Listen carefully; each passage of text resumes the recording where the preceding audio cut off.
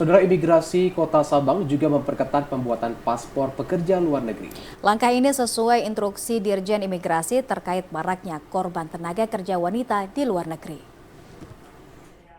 Kantor Imigrasi Kelas 2 TPI Sabang melakukan pengawasan ketat terhadap permohonan pembuatan paspor ke luar negeri. Hal ini terkait maraknya kekerasan terhadap tenaga kerja wanita yang terjadi akhir-akhir ini. Menurut Kepala Kantor Imigrasi Kelas 2 TPI Kota Sabang, Lutfi, sebenarnya langkah ini tidak saja diterapkan kepada tenaga kerja wanita, namun juga pria. Dalam proses pembuatan paspor nantinya, pihaknya bisa saja menunda atau membatalkan permohonan atau proses pembuatan paspor jika menemui indikasi praktek tenaga kerja ilegal. Para pekerja juga diminta melengkapi syarat minimal yakni izin dari Disnaker setempat.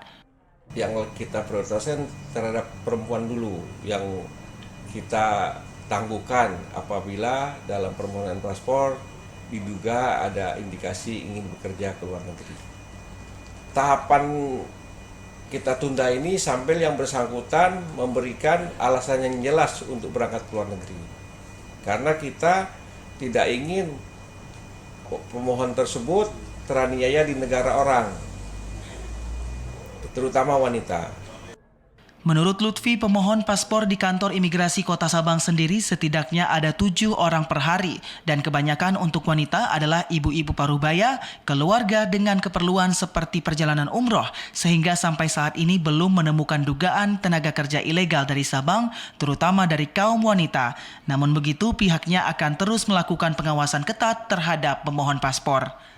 Selain langkah pengetatan pembuatan paspor terutama untuk wanita ini, pihaknya juga berencana melaksanakan sosialisasi kepada masyarakat terkait pekerja di luar negeri yang direncanakan akan menghadirkan instansi berwenang lainnya seperti kepolisian dan para gecik di Sabang pada bulan September ini. Dari Sabang, Mahfud TVRI Aceh melaporkan.